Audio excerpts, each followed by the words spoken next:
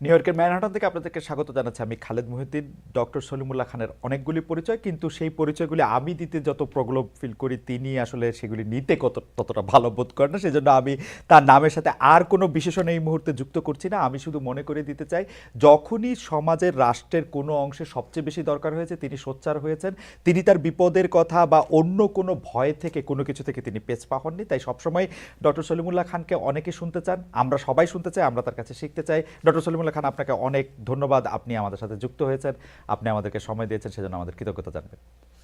আপনাকে অনেক শুক্রিয়া জানাচ্ছি, বহুদিন পরে আপনার শোতে আমাকে কি বলে প্রমোশন দিলেন। না, আপনাকে তো আসলে আমরা সবসময়ই চাই, যতবার, কিন্তু তত তো আর আপনাকে পাওয়া যায় না।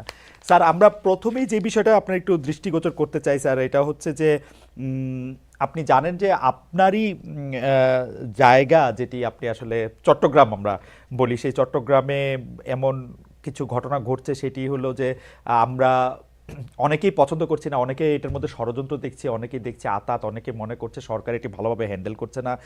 এই আমরা যদি একদম নাম ধরে বলি যে শেখ হাসিনার আমলের সংখ্যালঘু নিপীড়নের বিচার করাটা ছিল হচ্ছে সম্মিলিত সনাতনী জাগরণ জোটের ব্যানারে যে ৮ দফা, তার প্রধান দাবি।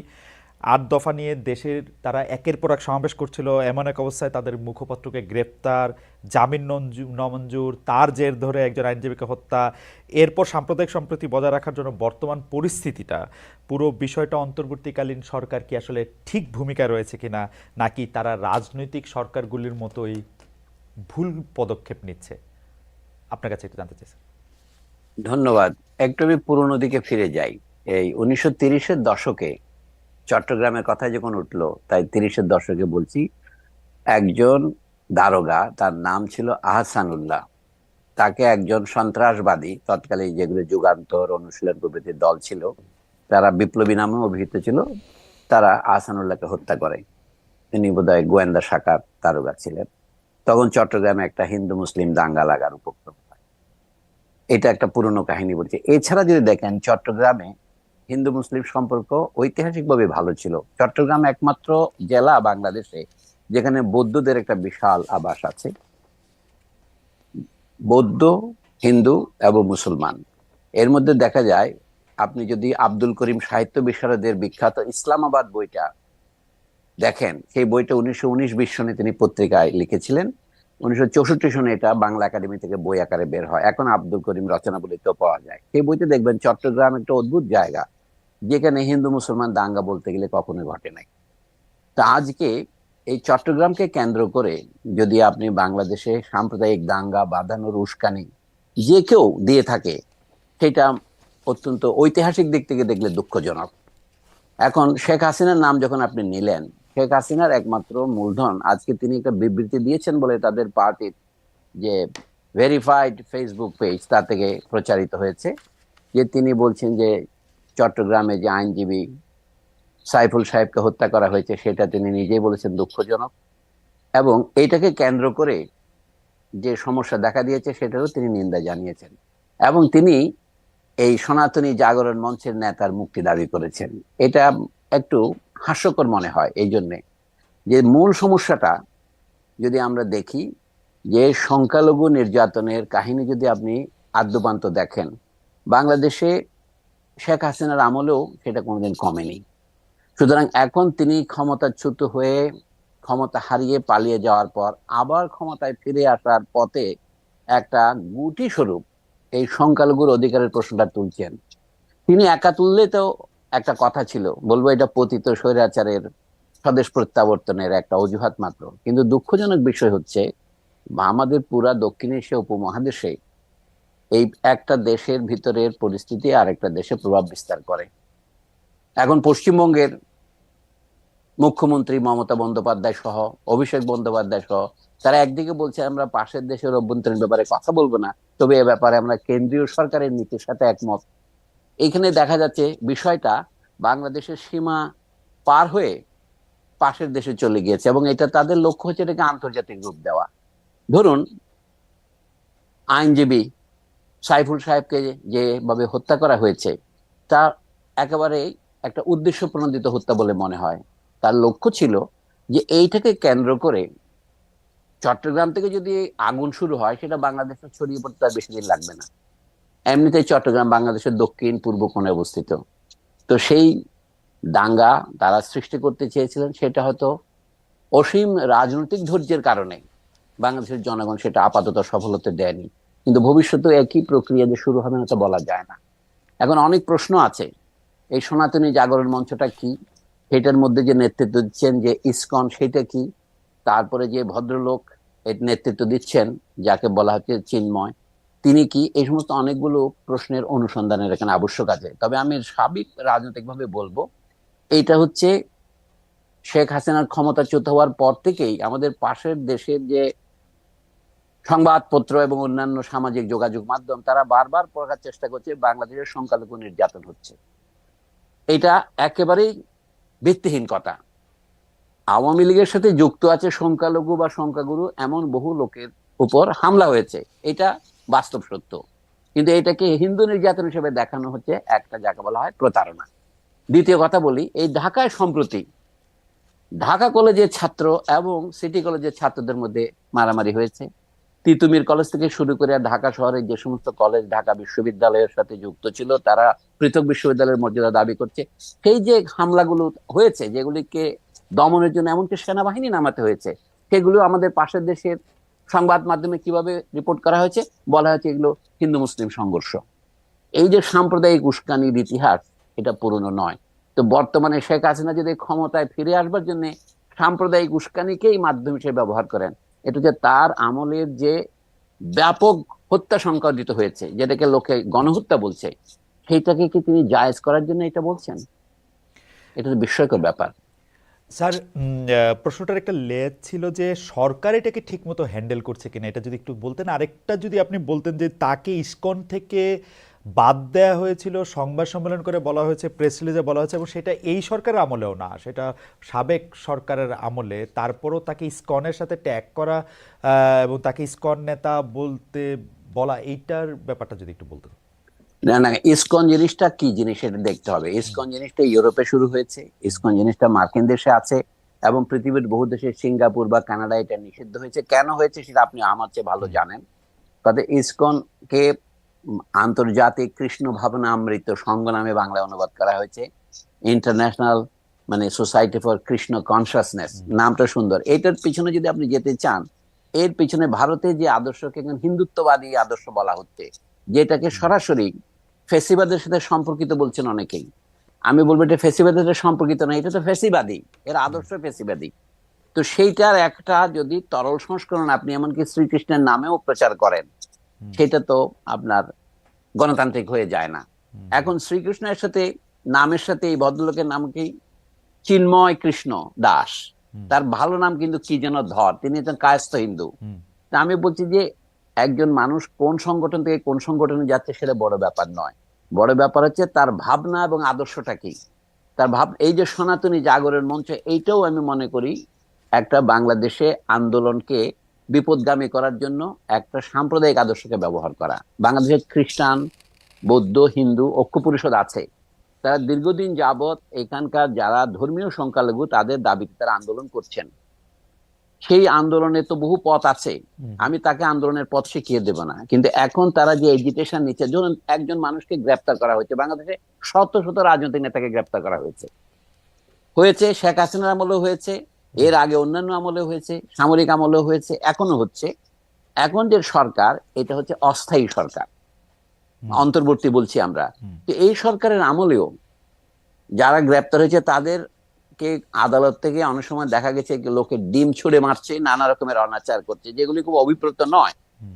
কিন্তু চট্টগ্রামে একজনকে যদি গ্রেপ্তার করা হয় অথবা তাকে যদি জামিন দেওয়া না হয়, তাহলে আদালতে হামলা করতে হবে, এটা সাধারণ ব্যাপার নয়। এই যে অসাধারণ দিক, আমি এটার কথাই বলছি। এখন সরকার যদি এটা ঠিকভাবে নিয়ন্ত্রণ করতে না পারে, এটা দুঃখজনক। এই সরকারের যোগ্যতার প্রশ্ন আমি তুলছি না, তার বৈধতার প্রশ্ন তুলছি না। এই সরকার তো নানা দিক থেকে বাধার মুখোমুখি হচ্ছে, এমনকি তার খোদ আমলাতন্ত্র তার সাথে সহযোগিতা করছে না বলে সরকারের ভিতর থেকে আমরা নানা রকমের উষ্মা শুনতে পাচ্ছি। এখন তো অন্তর্বর্তীকালীন সরকারের এখনো 4 মাস পার হয়নি, তাদের নানা রকমের দুর্বলতা আছে বটে, কিন্তু সেইগুলি আমাদের জন্য বড় হয়ে উঠছে। নাকি যে স্বৈরতন্ত্রকে অনেক রক্তের বিনিময়ে 15-17 বছরের তার যে অত্যাচার, তার থেকে মানুষ যে খানিকটা মুক্তি পেয়েছে, তখন যে শূন্যতা তৈরি হয়েছিল, একটা কথা আছে না, প্রকৃতি শূন্যতা সহ্য করে না, সেই শূন্যতা ঘূর্ণিবার্তার মতো এসে এই অস্থায়ী সরকারকে গঠন করেছে। অনেকে জিজ্ঞাসা করে এই সরকার বৈধ কিনা, এটা শপথ নেওয়া ঠিক হয়েছে কিনা। আমি এগুলিকে মনে করি এগুলো একাডেমিক কুতর্ক।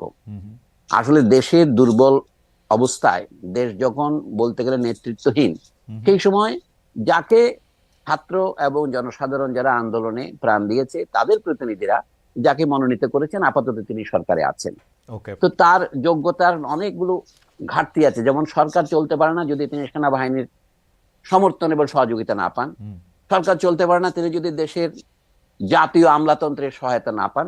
বর্তমান সরকার অনেক দুর্বলতা আছে বটে, কিন্তু এইটা হচ্ছে অসাধারণ পরিস্থিতি, যেখানে সংঘবদ্ধভাবে দা দিয়ে কুপিয়ে আদালত প্রাঙ্গণে একজন সহকারী সরকারি কৌঁসুলিকে, এপিপি কে হত্যা করা হয়েছে। তো এইটা অবশ্যই সরকারের একটা ব্যর্থতা, কারণ সরকারকে দায়িত্ব নিতে হবে। এই ব্যর্থতার জন্য সরকারকে আপনি ফাঁসি দেবেন?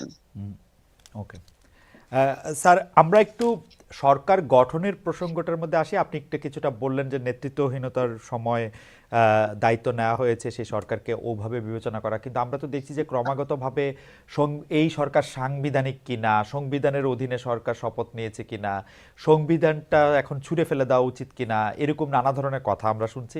আমরা সংবিধান সংস্কারে একটা কমিশনও গঠিত হতে দেখেছি স্যার, আপনার একরকম বন্ধুই তার নেতৃত্বে। তো সেইটার ব্যাপারে স্যার আপনি কি বলবেন? সংবিধানের কোন অংশটাতে আপনি সংস্কার চান?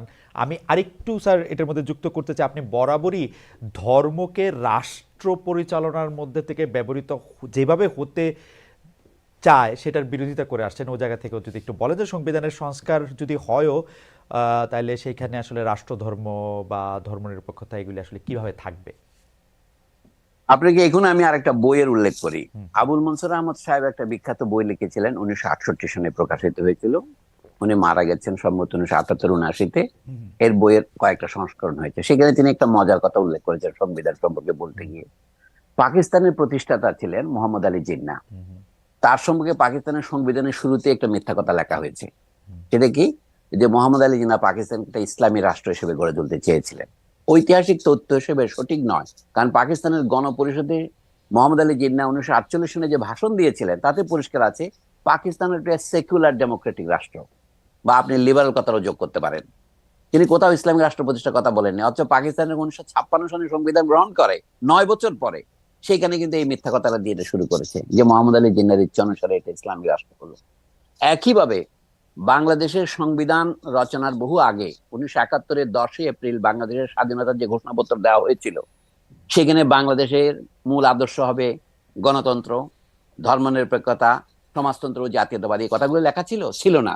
কিন্তু 1972-এ যখন সংবিধান গৃহীত হচ্ছে তখন সেটাই মিথ্যা কথা দিয়ে শুরু করেছে যে এগুলো হচ্ছে বাংলাদেশের সংবিধান রচনার, এগুলোর জন্য বাংলাদেশের মানুষ মুক্তিযুদ্ধ করেছে। না, মুক্তিযুদ্ধের আগের কোন দলিলে, আওয়ামী লীগের 6 দফায়, ছাত্র সংগ্রাম পরিষদের 11 দফায় এগুলি কোনো উল্লেখ ছিল না। শুধু উল্লেখ ছিল বৃহৎ শিল্প পাট প্রভৃতি জাতীয়করণ করা হবে। আওয়ামী লীগ 11 দফাটা গ্রহণ করেছে শেষ মুহূর্তে, যেন বাংলাদেশের জনগণের মধ্যে যে সাম্যের যে আকাঙ্ক্ষা সেটাকে খানিকটা নিজের পক্ষে টানার জন্য। এবং 1972-এর সংবিধানের যে প্রধান ত্রুটি সেটা হচ্ছে সে মিথ্যা প্রিয়াম্বল দিয়ে সে শুরু করেছে। 71-এর 10 এপ্রিলের যে ঘোষণাপত্র সেটা হচ্ছে বাংলাদেশের মুক্তিযুদ্ধের প্রকৃত ঘোষণাপত্র। অন্যগুলো ছিল কন্টিনজেন্ট, সাময়িক কথাবার্তা। মাঠের সেনাপতিরা কি বলেছেন অথবা অন্যান্য রাজনৈতিক নেতারা তাদের স্ব গ্রামে কি বলেছেন সেটা ধর্তব্য নয়। বাংলাদেশের সরকার গঠিত হওয়ার আগে 10 এপ্রিল, 17 এপ্রিল সরকার শপথ নিয়েছে আমরা জানি পরের সপ্তাহে। তো এই সরকার ঘোষণা দিয়েছিল বাংলাদেশ গঠিত হবে 3টা বড় আদর্শকে ভিত্তি করে, যে জনগণের মধ্যে সাম্য, মানুষের মর্যাদা রাষ্ট্র দেবে এবং সমাজে সুবিচার প্রতিষ্ঠা হবে। এইগুলি ছাড়া এগুলি কিছু অনুবাদ করে গণতন্ত্র, সমাজতন্ত্র, ধর্মনিরপেক্ষতা, জাতীয়তাবাদ বলেছে, এগুলি তো ভুয়া কথা। পরবর্তী এরশাদের সময়ে রাষ্ট্রধর্ম ইসলাম ঢোকানো হয়েছে, এখন এটা পরিস্থিতিকে জটিল করে তুলেছে। সমস্যা হচ্ছে বাংলাদেশে যদি ন্যায় বিচার প্রতিষ্ঠিত হয়, অর্থাৎ গণতান্ত্রিক শাসন ব্যবস্থা থাকে, বাকি সবগুলোর গ্যারান্টি। আবুল মনসুর আহমদ পরিষ্কার করেই বলতেন আমাদের রাষ্ট্র চিন্তাবিদদের মধ্যে একজন বড় চিন্তাবিদ কিন্তু উনি, যদিও আমরা তাকে এখন পাত্তা দিচ্ছি না। তিনি আওয়ামী লীগের প্রথম যুগের নেতা এবং এমনকি একসময় পাকিস্তানের অস্থায়ী শিক্ষামন্ত্রী। প্রধানমন্ত্রী হয়েছিলেন। রাইট। সেই ভদ্রলোক বলছেন গণতন্ত্রই হচ্ছে ধর্মের গ্যারান্টি।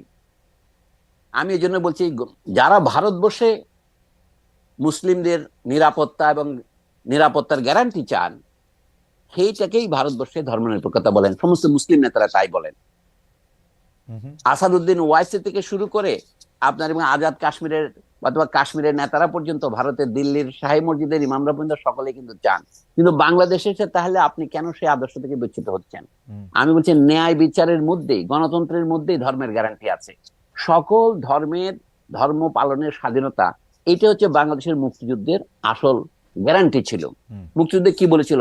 আমরা বৌদ্ধ, আমরা খ্রিস্টান, আমরা হিন্দু, আমরা মুসলমান, আমরা সবাই বাঙালি। এই ছিল স্লোগান মুক্তিযুদ্ধের।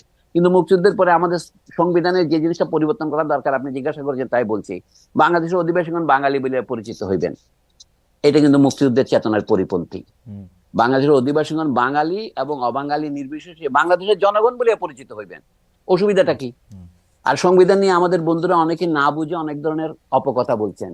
যেমন আমাদের বামপন্থী বন্ধুরা বলছেন যে এই সংবিধানের যে নাম আছে, মানে সরকারের অথবা দেশের নাম কি? গণপ্রজাতন্ত্রী বাংলাদেশ সরকার। সুতরাং গণপ্রজাতন্ত্রী বাংলাদেশের সংবিধান। তারা গণপ্রজাতন্ত্রীর কথাটা পছন্দ করছেন না। এখানে আনিসুজ্জামান সাহেবরা যারা বাংলায় লিখেছেন, তারা এখানে একটা ঐতিহাসিকভাবে একটা আমি পক্ষপাতিত্বের পরিচয় দিয়েছিলেন। সেটাকে গণপ্রজাতন্ত্রকে তারা এক শব্দ বানাইছে, জার্মানের মতো এবং সংস্কৃতের মতো। কিন্তু বাংলা ভাষাতে জার্মান এবং সংস্কৃত থেকে মুক্ত হয়েছে। গণ এবং প্রজাতন্ত্রী যে দুটো আলাদা শব্দ, সেটা তারা করেননি। আপনি বলছেন তাতে কি এসে যায়? এটা থেকে ব্যাকরণের তর্ক। এটা ব্যাকরণের তর্ক জন্য আমি বলি, পিপলস রিপাবলিক অব বাংলাদেশ, এটা কিন্তু দুটো শব্দ, পিপলস রিপাবলিক।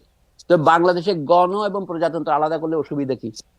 অসুবিধা নেই। এইটাই হলো বাংলা ভাষার নিয়ম। সংস্কৃতে হলে গণপ্রজাতন্ত্রী হবে। আনিসুজ্জামানদের বায়াস ছিল সংস্কৃতের প্রতি। আনিসুজ্জামান বাংলা ভাষার যে ক্ষতিটা করেছেন, এটা হচ্ছে তার একটা প্রমাণ। গণ প্রজাতন্ত্রীকে দু শব্দ না করে এক করেছেন। এখন আপনাকে বলি, অনেকে বলে যে আমাদের এটা প্রজাতন্ত্রী রাখলেই তো হয়, গণ দরকারটা কি? সেটাই বলি। চীন বলে একটা দেশ আছে, এটার নাম পিপলস রিপাবলিক অফ চায়না। আমি চীনা ভাষা জানি না, ইংরেজিতে বলছি। এটা আমরা গণপ্রজাতন্ত্রী চীন বলতে কোনো আপত্তি করেছে কেউ? বাংলা ভাষা কেউ করে নাই। কিন্তু চীনারা কিভাবে লিখবে? গণপ্রজাতন্ত্রকে দু শব্দ লিখবে না এক শব্দ লিখবে? আমি ওকে দু শব্দ লেখাটাই নিয়ম। ওরা দু শব্দ লেখা হয়। আপনি সব চীনা ভাষণ দেখেন, বাংলা চীনারা যে অনুবাদ করে। কিন্তু এটা হলো কেন? গণ কেন আসলো? তাইওয়ান, যেটা তথাকথিত জাতীয়তাবাদী চীন নামে পরিচিত ছিল, সেটার নাম কি? Republic of China. ওটা চীন প্রজাতন্ত্র। আর এটা প্রজাতন্ত্রী চীন। তার আগে গণনা লাগলে আধা হয় না। একটা পিপলস রিপাবলিক আর একটা রিপাবলিক। এমনকি কোরিয়া দেখেন, দক্ষিণ কোরিয়া হচ্ছে রিপাবলিক অফ কোরিয়া, উত্তর কোরিয়া কি? Democratic socialist Republic of Korea. আমি যে কথাগুলো বোঝা দরকার। আরেকটা কথা বলি, পরিবর্তন যে কিছু হয় না সেটা যে সত্য নয়। উদাহরণ দেই, বাংলাদেশ শব্দটা 1971 সর্বত্র, আমি তখন 12-13 বছরের যুবক, কিশোর বলতে পারেন। আমার কিন্তু তখন আক্কেল বুদ্ধি হয়েছে, পৃথিবীতে আমি সব ফলো করেছি। আমাদের পতাকার মধ্যে বাংলাদেশ তৎকালীন পূর্ব পাকিস্তানের ম্যাপটা ছিল সূর্যের মাঝখানে। এটা স্বাধীনতার পর তুলে দেওয়া হয়েছে। তুলে দিয়ে ভালোই করেছি আমরা। কিন্তু এটা তখন ম্যাপ দিতে হয়েছিল কেন? অনেকে কুপ্রচার করছে পাকিস্তানিরা, আপনি ভারতের সাথে এক হয়ে যাচ্ছেন, সেই জন্য এটা করা হয়েছিল। কিন্তু যখন আমরা ভারতের সাথে এক না হয়ে স্বাধীনতা বজায় রেখেছি, তখন এটা তুলে দিলে অসুবিধা নেই। গেল। বাংলা এবং দেশ দুটো শব্দ ছিল, আমরা বলি অনিরেট শব্দ ছিল। বাংলাদেশ স্বাধীনতার পর আমরা বাংলাদেশকে এক শব্দ করেছি। তাহলে বাংলাদেশকে এক শব্দ করাটা ভালো, কিন্তু গণপ্রজাতন্ত্রকে আলাদা করা দরকার ছিল। এই হচ্ছে কথা। এখন প্রজাতন্ত্র নিয়ে বলি, আমাদের অনেক বন্ধু বলছেন আমরা কার প্রজা? এখানে তো রাজা নেই। আমি যে এটা তারা এর দ্বারা প্রমাণ করছেন যে তারা মূলাও চেনেন না, গাজরও চেনেন না। মানে প্রজাতন্ত্র বলতে তারা মনে হচ্ছে আমরা তো নাগরিক। আরে আমরা সবাই নাগরিকতা, গ্রামের লোক তো পল্লীর লোক, সে নাগরিক হবে কেন? কিন্তু নাগরিক কথাটা সমস্ত সিটিজেনের অনুবাদ হিসেবে ব্যবহৃত হচ্ছে। অর্থাৎ গ্রামে হোক, বাড়ি আপনার পাহাড়ে হোক, আপনার ঢাকা শহরে হোক, এমনকি আপনি নিউ ইয়র্ক শহরে থাকেন, আপনি নাগরিক, যদি মার্কিন নাগরিকত্বের মধ্যে গ্রহণ করে না থাকেন আর কি। তো কথা হচ্ছে, এই আমরা নাগরিক বলতে যেমন একটা ব্যবহার করি রূপক আকারে, প্রজা কথাটাও রূপক আকারে। কিন্তু আমাদের বন্ধুরা যারা রূপক বুঝেন না, এরা আবার বামপন্থী, এটা নিয়ে তারা আবার প্রবন্ধ লেখেন। এটা আমি বহুদিন আগে প্রতিবাদ করেছি। প্রজা শব্দের অর্থ হচ্ছে সাবজেক্ট। সাবজেক্ট মানে জমিদারের প্রজা নয়, সে হচ্ছে আইনের প্রজা। যে আইন ছাড়া জনগণ গঠিত হয় না।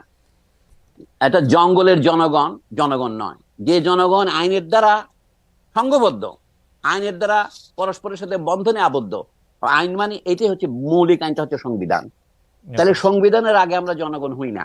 যদি বা কথাটা মনে হচ্ছে ডিম আগে না মুরগি আগের মতো, জনগণই সংবিধান রচনা করে এবং সংবিধান রচিত হলে জনগণ প্রকৃততে জনগণ হয়, তখন তাকে প্রজা বলে।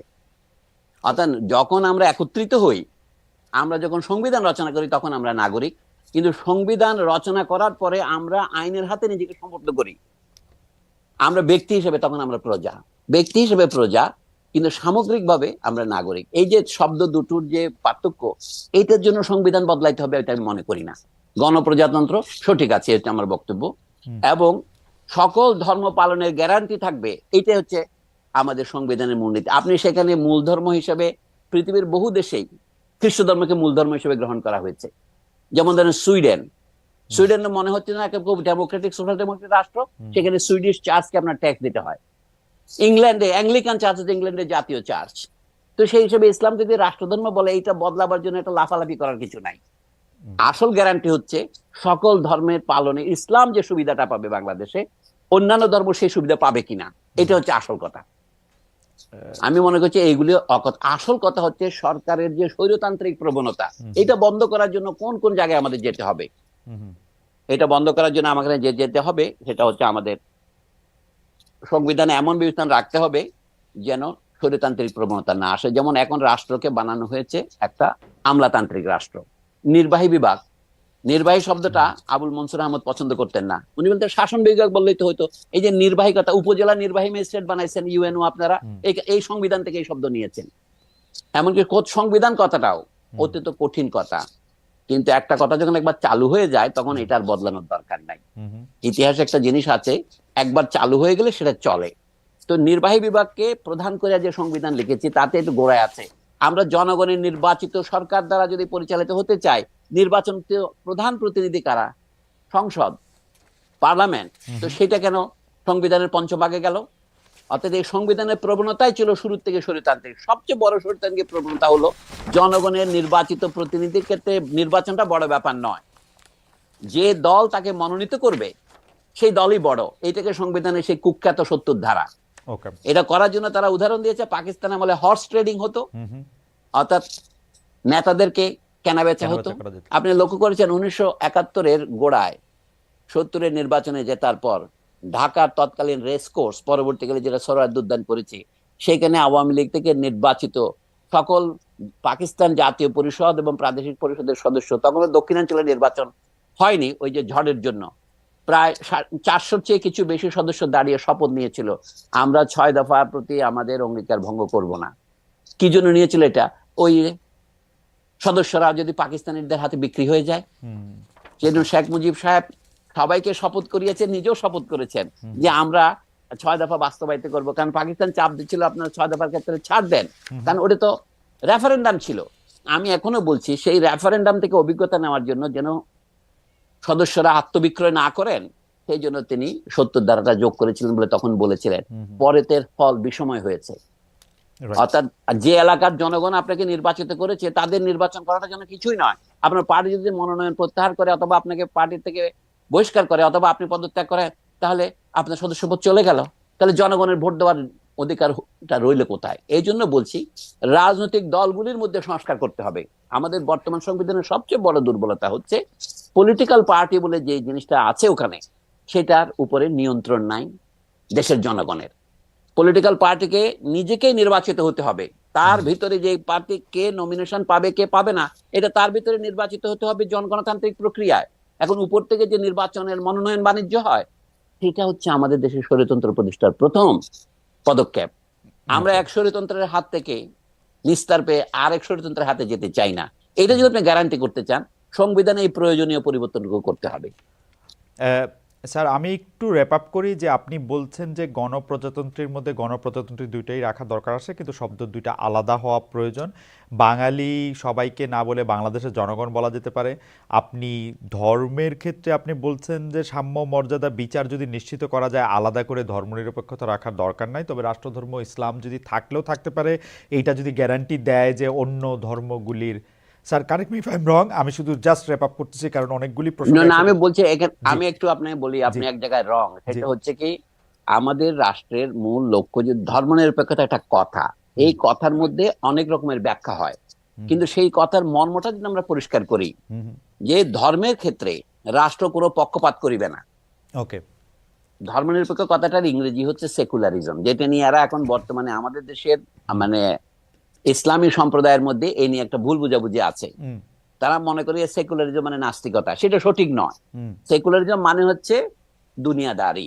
আচ্ছা কারণ সেকুলার কথার অর্থ যদি তারা বুঝতো তাহলে তারা এটা বলতেন না। তারা সেকুলার বলতে নাস্তিক মনে করেন। সেকুলার শব্দের আক্ষরিক করতে হচ্ছে সেকুলার এবং সার্কুলার পরস্পর বিপরীত শব্দ। সার্কুলার মানে যেটা বৃত্তাকারে চলে, সেকুলার মানে বৃত্তাকার নয়, যেটা এগিয়ে চলে। সেকুলার শব্দের আক্ষরিক করতে হচ্ছে আপনার নন সিক্লিক্যাল, যা বৃত্তাকার নয়। তার মানে কি, আগে আমাদের দেশের মানুষ মনে করতো মানুষ জন্মায়, দুঃখ পায় এবং মারা যায়, জীবন হচ্ছে একটা বৃত্তের মধ্যে চলে। আমরা আমাদের পূর্বপুরুষ যে ভাবে জন্মগ্রহণ করেছে এবং একই বৃত্তি অবলম্বন করেছে, কুমারের ছেলে কুমার থাকবে, ব্রাহ্মণের ছেলে ব্রাহ্মণ থাকবে, চামারের ছেলে চামার থাকবে, এটা হচ্ছে বৃত্তি। আমরা এখন পেশাকে বৃত্তি বলি না। বৃত্তিকে ছাড়িয়ে গিয়ে আপনি জন্মাতে পারেন কামারের ঘরে, কিন্তু আপনি প্রধানমন্ত্রী হতে পারেন। এইটা নেপোলিয়নের সময় ফ্রান্সে বাস্তবায়িত হয়েছে। নিম্ন পরিবারের ছেলে উচ্চপদ দখল করেছে, পুরনো ফিউডালিজম চলে গেছে। এই ফিউডালিজম বিরোধী মনোভাবকে সেকুলারিজম বলা হতো। কিন্তু এখন কে চোরা না শুনে ধর্মের কাহিনী। তা আমি এই জন্য বলি সেকুলার শব্দের অর্থ হচ্ছে দুনিয়াদারি। মুসলমানরা যখন প্রতিদিন যে আমরা প্রার্থনা করি, আমি এটা বহুবার টকশোতে বলেছি, রিপিট করা পছন্দ হয় না, তবু আপনাকে বলি, রাব্বানা আতিনা ফিদ দুনিয়া হাসনা ওয়া ফিল আখিরাতি হাসনা। মানে কি, হে প্রভু আমাদের, তুমি আমাদের দুনিয়াকে সুন্দর করে দাও এবং তুমি আমাদের পরকালকেও সুন্দর করে দাও। তাহলে রব্বানা আতিনা ফিদ দুনিয়া হাসনা, এটা হচ্ছে সেকুলারিজম। ওকে সেকুলারিজম মানে হচ্ছে চাষবাস করা, সেকুলারিজম মানে হচ্ছে জীবিকা অর্জনের কাজ করা। এই জন্য হাদিসে আছে আদ দুনিয়া মাজরাআতুল আখিরা, দুনিয়া হচ্ছে আখিরাতের শস্যক্ষেত্র। এই আখিরাতের শস্যক্ষেত্রটা হচ্ছে সেকুলারিজম। চাষবাস করাটা সেকুলার কাজ। এই যে আপনি বললেন না কথা বিক্রি করে খান, এটা তো সেকুলারিজম। আপনি কি এটা বন্ধ করবেন? স্যার আমি খালেদ মাহমুদ, মহিউদ্দিন খালেদ স্যার মহিউদ্দিন যে ডয়েচে ভেলে ছেড়ে ঠিকানায় আসছে, এটা হচ্ছে সেকুলারিজম। এটা আপনার পেশা। স্যার মুসলমানদের যে অধঃপতন হচ্ছে, এটা হচ্ছে কি তারা সেকুলার কাজে পিছিয়ে পড়ছে। আমি সেই জন্য বলি কি, এই শব্দ নিয়ে তর্ক না করে, এটা আমাদের প্রধান তর্ক নয়। আমাদের এখন দরকার সংবিধানের মধ্যে সবচেয়ে বিপজ্জনক যে ধারাগুলো আছে সেগুলিকে বর্জন করা এবং সেখানে নতুন ধারা অভিষিক্ত করা। সেটাকে আপনি পুনর্লিখন বলবেন, নতুন সংবিধান বলবেন। যারা অশ্রদ্ধা করে বলে সংবিধান ছুড়ে ফেলবে, পৃথিবীর বহু ইতিহাস আছে। ফ্রান্স এখন 5-6টা সংবিধান গৃহীত হয়েছে বিপ্লবের পর থেকে, কিন্তু ফ্রান্সে আছে। তারা এগুলোর নাম দিয়েছে first Republic, second Republic, third Republic, fourth Republic, এমন দাগলের সময় ফিফথ রিপাবলিক হয়েছে আলজেরিয়ার বিপ্লবের সময়। এইগুলি আমেরিকানরা কি করছে? আমেরিকানরা 1783 সনে ইংল্যান্ডকে সারেন্ডার করাইছে 8 বছর মুক্তিযুদ্ধের মাধ্যমে। এই লোক এগুলি ভুলে যায়, যেখানে আপনি বসে আছেন সেখানে ফিলাডেলফিয়া সম্মেলনে। তারপরে তারা আর্টিকেলস অফ কনফেডারেশন বলে প্রথম সংবিধান গ্রহণ করে 1783-তে। সেইটা 4 বছর পরে ছুঁড়ে ফেলে দিয়ে তারা 1787-তে একটা সংবিধান গ্রহণ করার 4 বছর পরে দেখলে কি, আরে এই সংবিধান তো অপূর্ণ। তখন তারা বিল অফ রাইটস 10টা অ্যামেন্ডমেন্ট সহ গ্রহণ করে 1791-তে, আবার 4 বছর পরে। তো তাতে কি আমেরিকা রিপাবলিকের কোনো ক্ষতি হয়েছে? তারা ওখানে লিখছে কি, in order to make a more perfect union. এটা ছিল আমেরিকাদের 13টা প্রদেশ বা 13টা পুরনো কলোনি মিলে একটা মোর perfect United states of America গঠন করার জন্য করেছে। আমি মনে করি আমাদের এখানে ওই যে আমাদের অধিবাসীগণ বাঙালি বলিয়া গণ্য হইবেন, এটা বাদ দেওয়া দরকার। ওকে আচ্ছা স্যার, এই প্রসঙ্গে স্যার এটা শেষ প্রশ্ন, আপনি যদি এটা বলেন যে আপনি ঠিকই বলেছেন যে শেখ হাসিনার সময়ও সংখ্যালঘুরা নানাভাবে নির্যাতিত হয়েছে, সংখ্যালঘু হিসাবেও হয়েছে, প্রতিপক্ষ হিসাবে হয়েছে, দুর্বল হিসাবেও হয়েছে। রামু ঘটনা আমরা ভুলে যাই নাই, কুমিল্লাতে এই ঘটনার পরে তার সারা দেশে যা হয়েছে তা ভুলে যায় নাই। সারা দেশে সংখ্যালঘুদের জমি দখলের অসংখ্য ঘটনা ঘটছে বলে আমার অনেক বন্ধুবান্ধব জানাইছে। প্রশ্নটা হচ্ছে স্যার, ধর্মনিরপেক্ষতা শব্দটা থাইকাও এটার কোনো ইতর বিশেষ সে সময় হয় নাই। এখন যদি এই শব্দটা না থাকে তাইলে কি স্যার এটা ভালো হবে? মানে এটা না থাইকে কি আসলে, মানে এইটা নিয়ে যদি আমি আমি এটা তুলে দিতে বলছি না। আমি যে এই ব্যাপারে আমাদের পাশের দেশ ভারতকে তো নানাভাবে আমরা অনুসরণ করি। সেখান থেকে আমরা পেঁয়াজ আমদানি করি, আলু আমদানি করি, এমনকি গরু আমদানি করতাম। এবং তাদের থেকে নানা রকমের কলকব্জা আমরা আমদানি করি, সেগুলির মূল্য এমনকি আদানির বিদ্যুৎ আমদানি করি, তাই না? তো ভারত থেকে সেকুলারিজম কথাটা আমদানি তো করতেই পারেন আপনি। ভারতে মুসলমানরা কেন সেকুলারিজম চায়? ঠিক একই কারণে বাংলাদেশেও অন্যান্য সংখ্যালঘুরা সেকুলারিজম চাইবে। এখানে অর্থাৎ আপনার শব্দ নিয়ে তর্ক না করে আমি অর্থের দিকে আপনাকে মনোযোগ দিতে আকর্ষণ করছি। আমি যে কোনো দেশেই মার্কিন যুক্তরাষ্ট্রের সংবিধানের যে কথা আমি উল্লেখ করলাম, বিল অফ রাইটস এর 1 নম্বর যে অ্যামেন্ডমেন্ট, তাতে কি লেখা আছে? বলা হচ্ছে রাষ্ট্র, ওখানে বলা আছে দি কংগ্রেস, তাদের তো আইনসভাই সর্বপ্রধান, ওরা আইন প্রণয়ন করে, ওরাই এক্সিকিউটিভকে বৈধতা দেয়, ওরাই জুডিশিয়ারিকে আপনার কি বলে অনুমোদন দেয়। তো সেই ওরা বলছে যে তারা কোনো চার্জ প্রতিষ্ঠা করবে না। তখন আমেরিকার 30-35টা খ্রিস্টানদের ধারা উপধারা ছিল, রাষ্ট্র ওগুলো কোনো পক্ষ নেবে না। তবে বলছে তবে সকলের ধর্ম পালনের স্বাধীনতার গ্যারান্টি কংগ্রেস দেবে। ওকে, এটাকে আমেরিকানরা বলে না বাক স্বাধীনতা, মত প্রকাশের স্বাধীনতা, সবই এক ধারাতে আছে। এই জন্য কত বলে my first amendment rights. First amendment রাইটের মধ্যে ধর্মীয় স্বাধীনতাও আছে। আমি যে বাংলাদেশের কথাটাকে আমি রিফ্রেশ করতে বলছি যে বাংলাদেশের সকল ধর্মের স্বাধীনভাবে ধর্ম পালনের গ্যারান্টি দেওয়া হবে, এটা হচ্ছে রাষ্ট্রের দায়িত্ব। এটাকে যদি আপনি ধর্মনিরপেক্ষতা না বলতে চান, না বলেন, কিছু আসা যায় না। মানে শব্দটার সিমেন্টিক্সটার দিকে না দেখে স্যার না, শুধু তাই নয়, বাংলাদেশের শতকরা 90 জন লোক যেহেতু মুসলমান বলে দাবি করে, তো তারা যদি বলে কি ইসলাম এখানে ধর্ম সমূহের মধ্যে 1 নম্বর, তাহলে আপনি তাকে বেশি একটা বাধা দিতে পারবেন না। এটা বাংলাদেশের মুসলিম মেজরিটি স্টেট বলতেছে না, সেই কথাটাকে যদি ইসলামকে রাষ্ট্রধর্মের কথাটা একটা গুরুত্বপূর্ণ শব্দ জেনারেল এরশাদ তার রাজনৈতিক স্বার্থ আদায়ের জন্য করেছিলেন, এটা আমি বলবো দরকার ছিল না। ওকে, কিন্তু একবার যখন উনি দিয়েছেন, আপনি যখন এখানে তুলতে যান, এখন বাংলাদেশের লোকজন এটাকে ভুল বুঝবে। যেমন ধরেন ওই যে একটা প্রভাত মুখোপাধ্যায়ের বিখ্যাত গল্প আছে না, গ্রামের 2 জন মাস্টারের মধ্যে কে বেশি ইংরেজি জানে, এটা নিয়ে একটা 2 গ্রামের মধ্যে একটা দ্বন্দ্ব দাঙ্গা লেগে গিয়েছিল। তো একজন বলছে আই ডু নট নো মানে কি বলো, তো একজন বলে আরে এর মানে তো সোজা, এটা সহজ, আমি জানি না। তখন বলে দেখো ভদ্রলোক জানে না। তো বাংলাদেশে আপনি ধর্মনিরপেক্ষতা নিয়ে আলোচনা করার জন্য আমাকে যদি ফাঁসাতে চান, আমি আপনার ফাঁদে পা দেবো না। না স্যার, বরং যারা ফাঁদে পা দিচ্ছে বা ফাঁদে পা দিচ্ছে না ওভাবে দেখা তো একরকম। জনাব মোহাম্মদ তরিকুল ইসলাম আমাদেরকে অনেকগুলি মেসেজ পাঠিয়েছেন, যিনি বলতে চেয়েছেন যে খালেদ মহিউদ্দিন ভাই আজকে জায়গা মতো ধরা খাইছে। যাই হোক, আমি মানে এটা দর্শক অনেকবার এই কথা বলছেন যে এটি জায়গা মতো ধরা খাওয়া হয়েছে, হয়তো ধর্মনিরপেক্ষতা বা সংবিধানের প্রশ্ন নিয়ে বলছেন। আমরা দর্শকদের কাছে জানতে চাইছিলাম আপনার একটা উদ্ধৃতি নিয়ে স্যার, সেটা এরকম যে আওয়ামী লীগের শোষণের সঙ্গে জড়িত বুদ্ধিজীবী, শিক্ষক, সাংবাদিক সহ সবার বিচার চাওয়া উচিত বলে মনে করেন ডক্টর সলিমুল্লাহ খান। এই বক্তব্য সমর্থন করেন কিনা? শতকরা 84% দর্শক মনে করেন স্যার আপনার কথা ঠিক, শতকরা 16% দর্শক মনে করেন আপনার কথা ঠিক না। আমরা ঠিকানায় খালেদ মহিউদ্দিন অনুষ্ঠান শুরু করার পর আজ আমরা সর্বোচ্চ সংখ্যক ভোটার ভোট দিয়েছেন। 1,10,000 দর্শক এই ভোটে অংশগ্রহণ করেছেন। এই 1,10,000 একটা বিরাট নাম্বার। এই জরিপের জন্য আমরা 1-2 দিনের মতো, মানে 36 ঘন্টার মতো এই জরিপ ওপেন ছিল। এইটার জন্য 1,10,000 জন এর মধ্যে ভোট দিয়েছে। স্যার, আমাদের প্রশ্ন এই জায়গাটা থেকে, আপনি একজন জুরিস্টও বটে, আপনি যদিও মানে আইন পেশায় নাই, আপনি শিক্ষকতা পেশায় আছেন, সেজন্য আপনি যে এই কথাটা বলেছেন, কিন্তু কেউ কেউ এটা নিয়ে প্রশ্ন করেছেন যে দেওয়ানি বা ফৌজদারি অপরাধ যদি না করেন, অর্থাৎ বুদ্ধিজীবী, শিক্ষক, সাংবাদিকরা, তাদের বিচার কিভাবে হতে পারে? মানে টক শোতে কেউ যদি শেখ হাসিনার পক্ষে কথা বলে থাকেন, সেটা অপরাধমূলক কর্মকাণ্ডের মধ্যে পড়বে কিনা, বা আপনি এটা মিনও করছেন কিনা? ধন্যবাদ। এটার সাথে স্যার একটু যদি এটার সাথে জড়ো করে, প্রথম আলো, ডেইলি স্টারের বিরুদ্ধে নানা ধরনের কথা, পক্ষে কথা, তারা আসলে ভারতের মুখাপেক্ষী কিনা, সেই জন্য তাদের বিরুদ্ধে আন্দোলন চলতে পারে কিনা, তাদেরকে ঠেকানো দরকার কিনা, সেটি নিয়েও একটু কথা হচ্ছে। এই দুটো যদি একসাথে বলেন। আজ আপনার প্রশ্ন শুনে রাখলাম, একসাথে তো এত কথা বলা যায় না, আমি একটা বলি। জি স্যার। আওয়ামী লীগ সমর্থক বুদ্ধিজীবীদের বিচার করার কথাটা আমি ওভাবে বলি নাই। আমি বলেছি যে এই যে 16 জুলাইয়ের পর থেকে, আবু সাইদকে হত্যা করার পর থেকে ছাত্রদের আন্দোলন দানা বেঁধে উঠছিল। আপনি জানেন কয়েকদিনের মধ্যেই আন্দোলনকারী ছাত্রদেরকে বিশ্ববিদ্যালয়ের প্রাঙ্গণ থেকে বের করে দিয়েছিল সরকারি দলের ছাত্র গুন্ডা বাহিনী। এটা তো আপনি জানেন। আন্দোলন একদম স্থিমিত হয়ে গেছিল। তখন ঢাকা বিশ্ববিদ্যালয়ের শিক্ষক সমিতি, আমি নাম করে বলছি, কি ভূমিকা পালন করেছিলেন?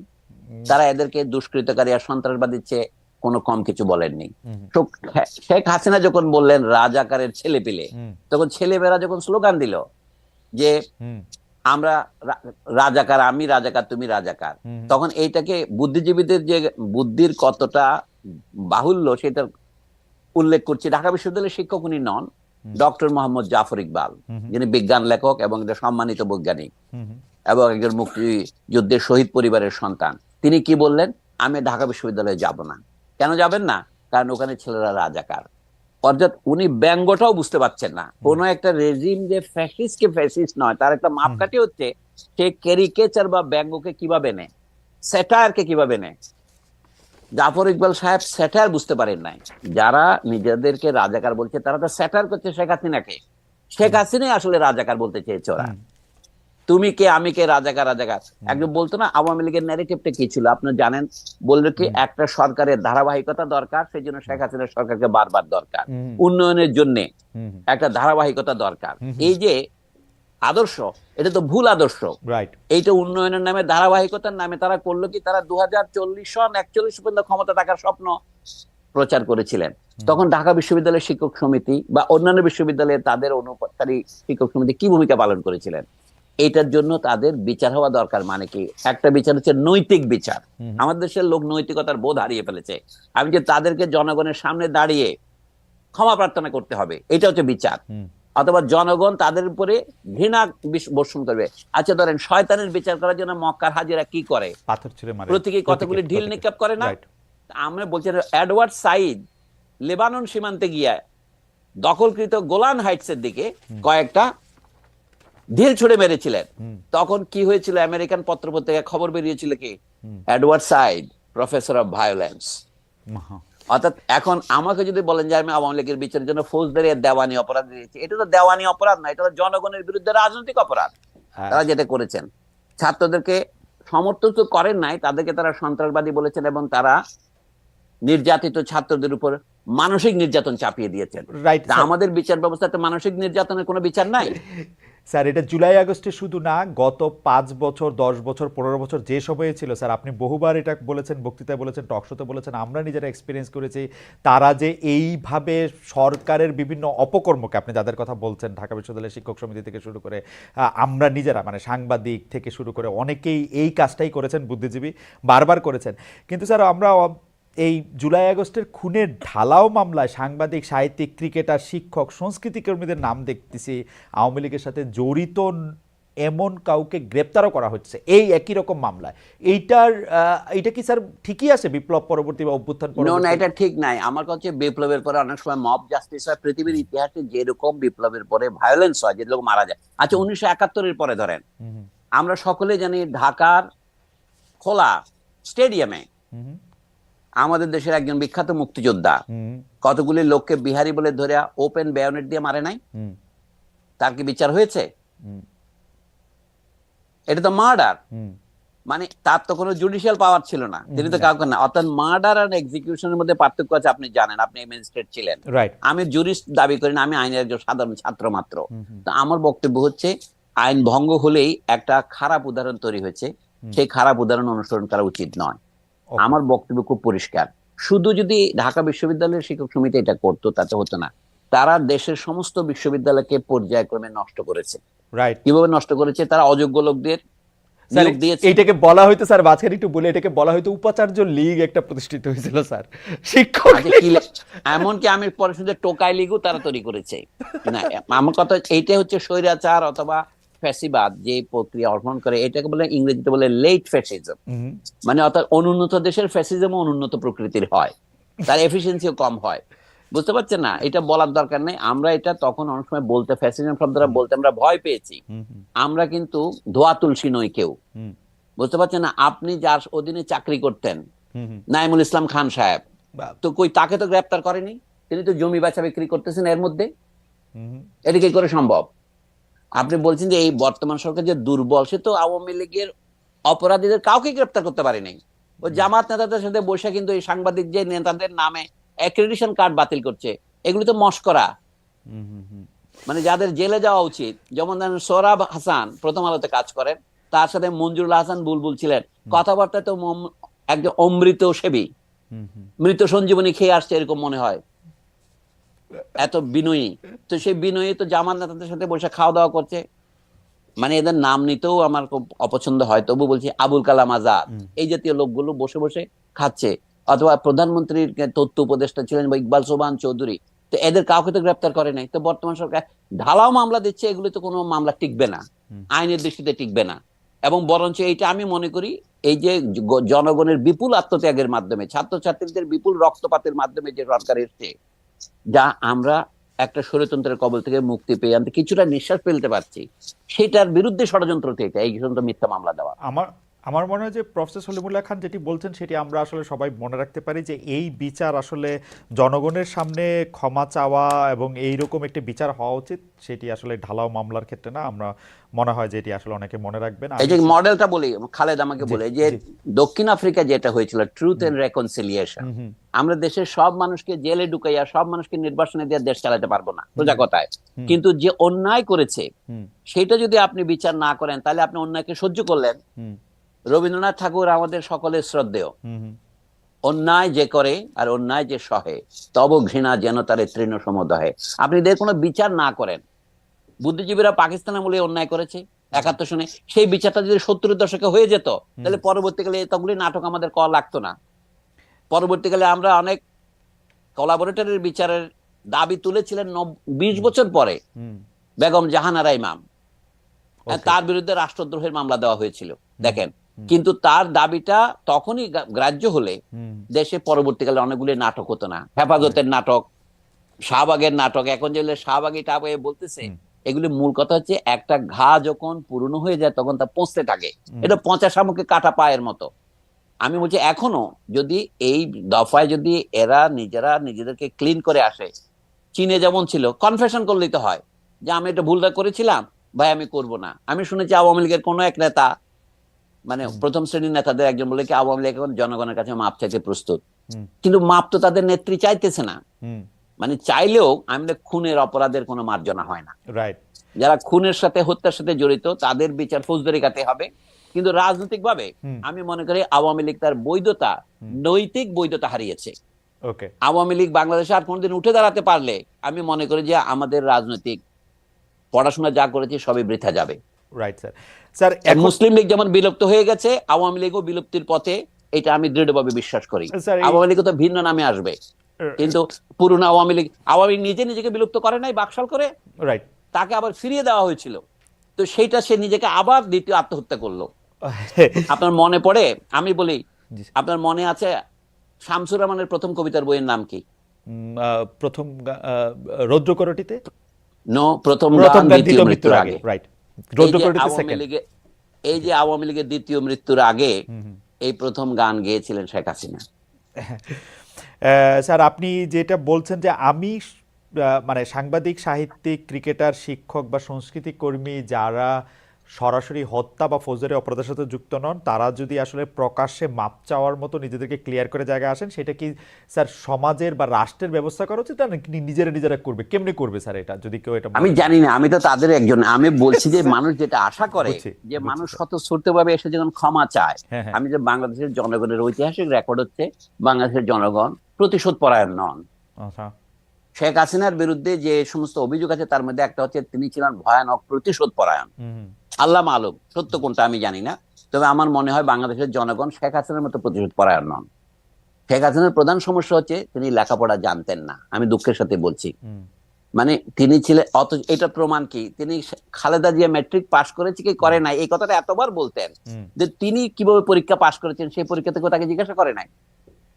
মানে তিনি যেভাবে কথা বলতেন তাতে তার মধ্যে কোনো প্রজ্ঞা আছে এটা মনে হতো না। এটা এই জন্য অ্যাবসলিউটলি, বলছি। এটা অ্যাবসলিউটলি রাইট স্যার। কিন্তু তার আশেপাশে যারা ছিলেন বড় বড় সার্টিফিকেটধারী, কারো কারো পিএইচডিও আছে, দুটো একটা দেড়টা, তারাও তো স্যার একই মানে তাকেই মনে করতেন, মানে মানে আমি জানি না, মানে তাহলে ওইটা কেমনে হইলো? তারা তো স্যার একটু পড়ালেখা জানতেন, শিক্ষক, আচ্ছা, সাংবাদিক, বুদ্ধিজীবী, এরা আচ্ছা কিরকম? এখন বলেন আচ্ছা ধরেন আমার তাদের কথা বাদ দে, আমার যে বন্ধুরা বলছেন হ্যাঁ বাংলাদেশে আমরা কি কারো প্রজা, আমাকে প্রজাতন্ত্র বলা হয় কেন? হুম প্রজা তো কথাটা হচ্ছে ইংরেজি পাবলিক কথাটার অনুবাদ। হুম রিপাবলিক মানে হচ্ছে থিং অফ দি পাবলিক, হুম মানে বলে না, জনগণের মাল। আক্ষরিক রি মানে হচ্ছে ল্যাটিন কথা রেসের সংক্ষিপ্ত ফর্ম হচ্ছে হুম আর ই রি। হুম তো এখন সেইটা আমাদের বন্ধুরা যারা শিক্ষিত, একটা পত্রিকার সম্পাদক, বিশ্ববিদ্যালয়ের অধ্যাপক, অবসরপ্রাপ্ত অধ্যাপক, তারা যদি এটা বোঝে না, তাহলে আপনি শেখ হাসিনার চারপাশে যারা ছিলেন তাদেরকে কি অভিযোগ করবেন?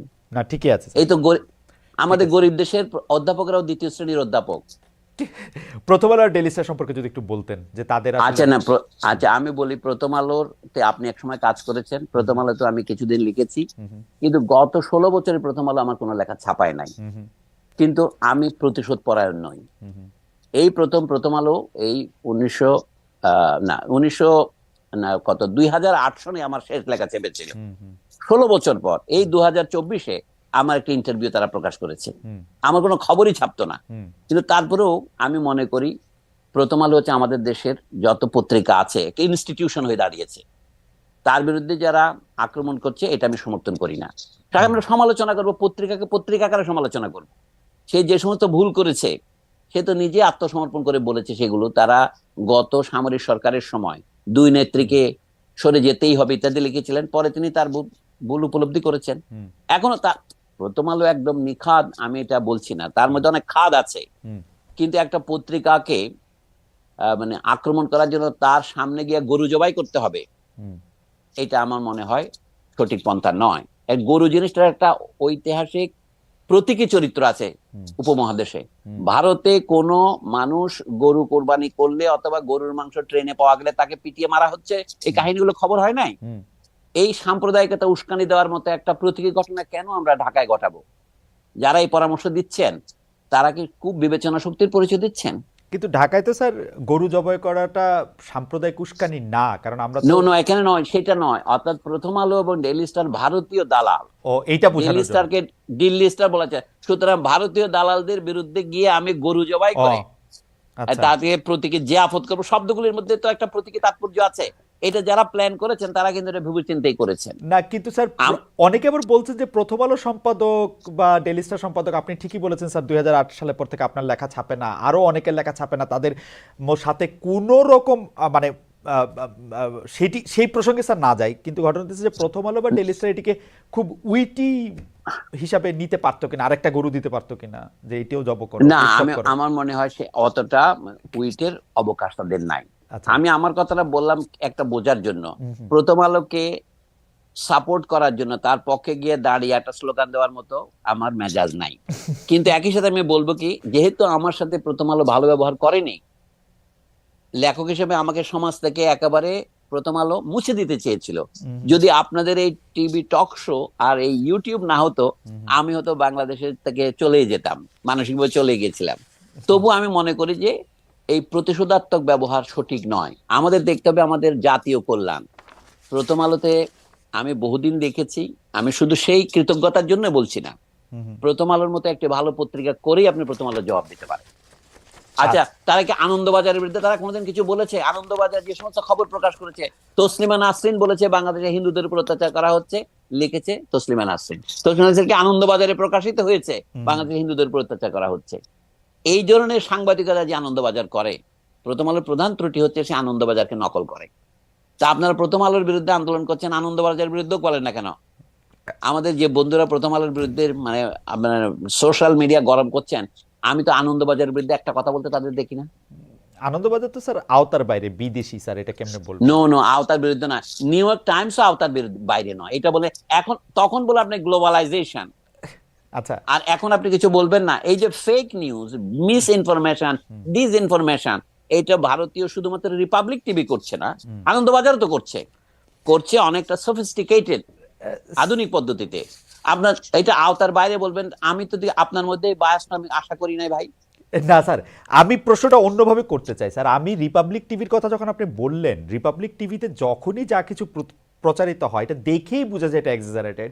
কেউ কোনোদিন, এমনকি ভারতীয় লোকজনেরও রিপাবলিক টিভিকে কখনোই মানে খুব সিরিয়াস হিসাবে নেয় না। আমরা কেন ভারতীয় মিডিয়াকে এত সিরিয়াসভাবে নিব বা মানে? আচ্ছা নেবেন, আচ্ছা ভারতের হিন্দুস্তান টাইমস অথবা দি হিন্দু, এইগুলি তো আন্তর্জাতিক খ্যাতি সম্পন্ন পত্রিকা, তাই নয় কি? রাইট।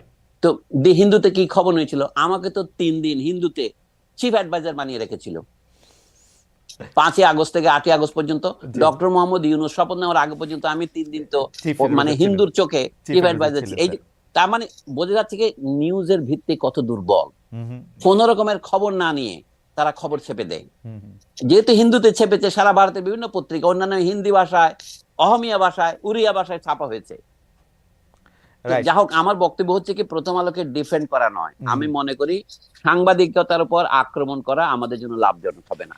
সাংবাদিকতার সমালোচনা করতে হবে সাংবাদিকতা দিয়ে, মিথ্যা খবরের সমালোচনা করতে হবে সত্য খবর দিয়ে।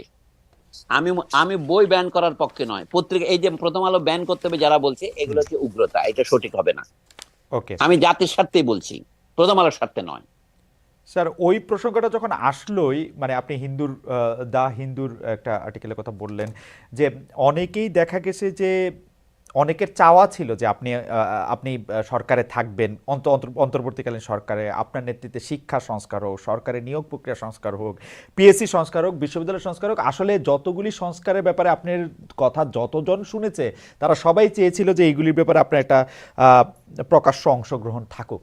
এটি কি, মানে এটি নিয়ে আপনি কিছু বলবেন কিনা, যে জনগণ এটা আসলে খুব জানতে চাচ্ছে যে আপনি আমাকে অনুষ্ঠান শুরুর আগে বলছিলেন, স্যার অনুষ্ঠানের আগে বলছিলেন যে আমি এত এত এত এত ফোনের মধ্যে কি দেখি এটা লোকে বলে, আমি দেখছিলাম যে লোকে কি বলে, লোকের মধ্যে একটা বড় অংশ এটি বলছে যে আপনাকে আসলে সরকারে দেখা গেল না কেন, নিলেন না কেন, থাকলেন না কেন, এরকম একটা প্রশ্ন স্যার। আচ্ছা, এখনকার যে সরকার, এটা হচ্ছে আপদকালীন সরকার, আমরা অন্তর্বর্তীকালীন বলি আর কি, তাই না? এখন এখানে প্রধান ব্যক্তি হচ্ছেন ডক্টর মোহাম্মদ ইউনূস, যার খ্যাতি জাতীয় সীমানার বাইরে ছড়িয়েছে।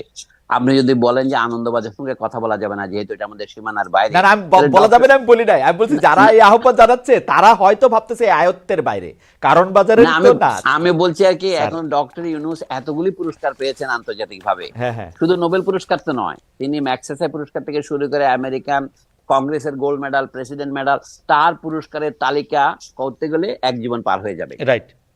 তো এইরকম আন্তর্জাতিক খ্যাতি সম্পন্ন একটা লোক এই শূন্যস্থান পূরণ করেছেন। এখন তিনি যখন প্রধান উপদেষ্টা, আমাদের দেশে আপনি জানেন প্রধানমন্ত্রী যেমন তার মন্ত্রীদের নির্বাচন করেন, তিনি তার উপদেষ্টাদের নির্বাচন করবেন, এটা তার এখতিয়ার, তাই না? তো এখন কথা হচ্ছে, জাতির সেবা করার জন্য তিনি যাদেরকে যোগ্য মনে করেছেন তাদের নিয়েছেন, তাতে আমাদের আপত্তি করার কিছু থাকতে পারে না। অ্যাজ অফ রাইট মানুষ কত কিছু আশা করতে পারে, সেটা বড় ব্যাপার নয়। তবে জাতির সেবা করার পথ, এই যে আপনি ডয়েশে বেলে, আপনি ছিলেন ইন্ডিপেন্ডেন্ট টিভিতে, তার আগের কথা বাদ দিলাম, প্রথম আলোতে কাজ করেছেন, সরকারি চাকরি ছেড়েছেন আপনি, এখন আপনি দিকে নিউ ইয়র্কের ঠিকানা একটা প্রাইভেট পত্রিকায় গিয়ে কাজ করছেন। আমিও সেরকম নানা জায়গা থেকে দেশের সেবা করার যে সুযোগ আছে সেটা আমি ব্যবহার করব। মানে আমি যে জাতীয় সমাজ, যেটাকে অনুবাদ করতে না পারে আমাদের বাঙালিরা, মানে এটাকে সুশীল সমাজ বলে। আমাদের শিক্ষা দীক্ষার যে কত অন্যায় অবনয়ন হয়েছে, তার একটা প্রধান হচ্ছে লোকে সিভিল সোসাইটি অনুবাদ করতে পারে না, পলিটিক্যাল ইকোনমির অনুবাদ করতে পারে না, পলিটিক্যাল ইকোনমি অনুবাদ করে রাজনৈতিক অর্থনীতি। তাতে বোঝা যায় সে নিজে যে আসলে দেউলিয়া, এটাই প্রমাণ করে। বাংলাদেশের বুদ্ধিজীবী সমাজ প্রায় দেউলিয়া, কারণ সবাই দিকে অনুবাদ করে। তৃতীয় হচ্ছে প্রজাতন্ত্র। আমি তিনটা শব্দ, সস্তার তিন অবস্থা বলে না, আমাদের সুশীল সমাজ, রাজনৈতিক অর্থনীতি এবং নাগরিক তন্ত্র। আমাদের এক বন্ধু বলে এটার নাম হবে সর্বজনতন্ত্র, কারণ সর্বজন শব্দটা তার প্রিয়। আমি বলছি এই অবস্থায় কথা বলা খুব মুশকিল। আমার কাজ হলো একজন নাগরিক হিসেবে, আপনি উপদেষ্টা হলেন কি হলেন না বড় ব্যাপার নয়, আপনি আমাকে বলেন, আমি আমার কর্তব্য পালনে যেখানে যেখানে বিচ্যুত হয়েছি সেখানে সংশোধন করে দেন, সেটা করব। উপদেষ্টা হওয়াটা কোনো বড় ব্যাপার নয়। দেশে ভবিষ্যতে নির্বাচন হবে, আমি মনে করি যারা নির্বাচিত হয়ে আসবে, এখন এটাই হচ্ছে গুরুত্বপূর্ণ প্রশ্ন। সংবিধান সংশোধনের জন্য আমাদের যেটা দরকার, আমাদের একটা গণপরিষদের নির্বাচন দরকার, কনস্টিটিউয়েন্ট অ্যাসেম্বলি দরকার, এবং সেই কনস্টিটিউয়েন্ট অ্যাসেম্বলির সংবিধান প্রণয়নের পর নিজেকে অবলুপ্ত করতে পারে, অথবা নিজে আরো কয়েক বছর সরকার পরিচালনার দায়িত্ব করতে পারে। একটা উদাহরণ দিই আপনাকে। স্যার আমাকে যদি 20টা সেকেন্ড সময় দেন, আমাদের এই অনুষ্ঠানটা আপনার চ্যানেল 24 ও সরাসরি সম্প্রচার করছিল, কিন্তু তাদের হচ্ছে এখন টপ অফ দা আওয়ারের জন্য ফিরে যেতে হবে, কিন্তু আমরা থাকছি আপনার সঙ্গে। স্যার আপনি উদাহরণটা দেন, তারপরে আমি শেষ প্রশ্নটা করব। আচ্ছা, আমি উদাহরণটা দেই। এই যে লিগ্যাল ফ্রেমওয়ার্ক অর্ডার পাকিস্তান সরকার যেটা দিয়েছিল 1970-এ, লক্ষ্য করেন 1954 সনে পাকিস্তানের পূর্ব পাকিস্তানের নির্বাচন হয়েছিল পৃথক নির্বাচন ব্যবস্থার মাধ্যমে, হিন্দু মুসলমান আলাদা ভোট দিত। 1970-এ প্রথম সম্মিলিত নির্বাচন হলো। সেই নির্বাচনে কি শর্ত দিয়েছিল? 120 দিনের মধ্যে সংবিধান প্রণয়ন করতে হবে, যদি না পারে তাহলে প্রেসিডেন্ট এটাকে বাতিল করে দেবেন। তারপরে তখন নির্বাচন যখন হলো, আওয়ামী লীগ যখন নিরঙ্কুশ বিজয় অর্জন করলেন, পাকিস্তানি গোয়েন্দাদের সমস্ত ভবিষ্যৎবাণীকে ব্যর্থ করে দিয়ে, তখন পাকিস্তান সরকার নানা রকমের নেগোসিয়েশন শুরু করলো, আমরা 6 দফা গ্রহণ করব না। কিন্তু তার আগে তারা কিন্তু কোনো আপত্তি করে নাই। লক্ষ্য করার বিষয়। 6 দফার ভিত্তিতে নির্বাচন হয়েছে, কিন্তু 120 দিনের মধ্যে যদি সংবিধান প্রণয়ন করতে না পারতো আওয়ামী লীগ ধরুন, তাহলে তো এই কনস্টিটিউয়েন্ট অ্যাসেম্বলি বাতিল করে দিত। ওইটা ছিল নির্বাচন, ছিল কনস্টিটিউয়েন্ট অ্যাসেম্বলির নির্বাচন। ওকে, কিন্তু তাহলে শেখ মুজিব কেন দাবি করলেন আমাকে এখনই পাকিস্তানের প্রধানমন্ত্রীর ক্ষমতা দিতে হবে? ওকে, মানে আমি সেই জন্য বলছি বর্তমানে আমাদের একটা দ্বিধা দেখা দিচ্ছে কবে নির্বাচন হবে। আসলে নির্বাচন হতে হবে, নির্বাচন না হলে বর্তমান সরকার কিন্তু নিয়ন্ত্রণ করতে পারবে না। প্রশ্নটা হচ্ছে নির্বাচনটা কখন হবে, রাইট, এটা আমরা এখনো জানি না। কিন্তু আরেকটা প্রশ্ন হচ্ছে নির্বাচনটা কোন শর্তে হবে। এই নির্বাচনে যারা নির্বাচিত হয়ে আসবেন তারা সংবিধান প্রণয়ন করবেন। আপনি জানেন 1947 সনের ভারতীয় স্বাধীনতার পর ভারত 3 বছর নিয়েছিল, এত দক্ষ ভারত সরকার 3 বছর নিয়েছিল সংবিধান প্রণয়ন করতে, আর পাকিস্তান 9 বছর নিয়েছিল। কিন্তু 1972 সনে শেখ মুজিবের সরকার 1 বছরের মধ্যে এই সংবিধান প্রণয়ন করেন। কিন্তু দ্রুত করলে একটা কথা আছে না, জাস্টিস হারিড ইজ জাস্টিস বেরিড।